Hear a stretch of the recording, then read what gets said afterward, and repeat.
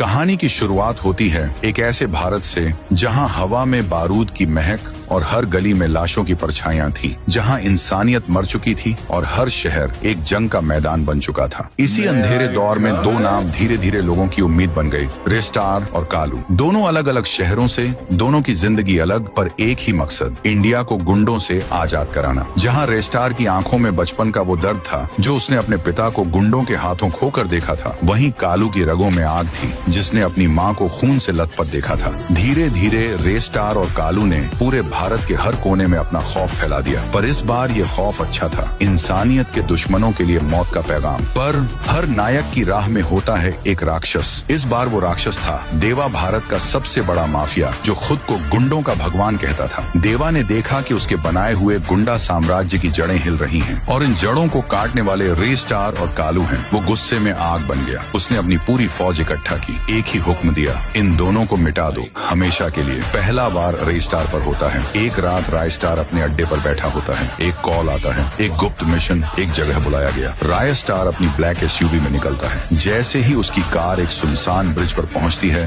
धड़ाम, पूरा ब्रिज हिल उठता है। आग, धुआं और मौत की गंध चारों तरफ फैल जाती है।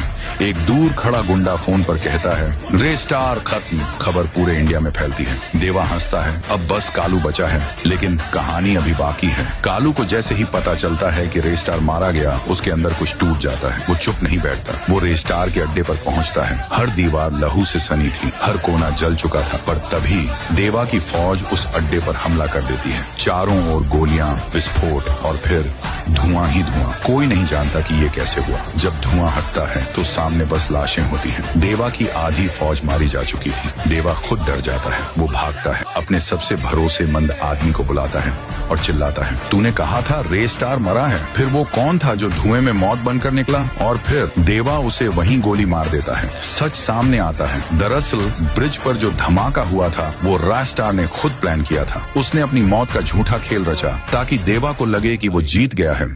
अंतिम सीन, रायस्टार और कालू साथ खड़े होते हैं एक वीरान मैदान में जहां देवा की पूरी फौज जमा है। रेस्टार की आंखों में आंसू हैं अपने झूठे मरने की वजह से, कालू का टूटा दिल देखकर, और कालू की आंखों में आग है देवा से सब कुछ खत्म करने के लिए। रेस्टार कहता है, इस बार अंत होगा, पर हम दो में से किसी का नहीं, सिर्फ देवा का। और फिर युद्ध शुरू होता है। गोलियों की बौछार, तलवारों की टंकार, रेस्टार और कालू एक साथ पूरे गुंडा साम्राज्य को राख बना देते हैं। देवा आखिर में रेस्टार के पैरों में होता है। कहानी खत्म नहीं होती क्योंकि ऐसे लोग कभी मरते नहीं। रेस्टार और कालू अब नाम नहीं, एक उम्मीद बन गए थे। अगर आप चाहें तो इसका पार्ट 2 भी तैयार कर सकता हूँ।